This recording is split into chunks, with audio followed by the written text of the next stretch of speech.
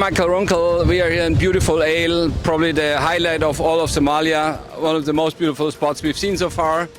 It is super pretty, like the beach is absolutely top-notch, turquoise water and really fine sand. And the highlight is the lagoon behind with a beautiful escarpment. So you have the valley, which is something we haven't seen so far here in Somalia. We really appreciate how welcoming the people were and how open they were, coming to us with open arms, inviting us to see this part of your country.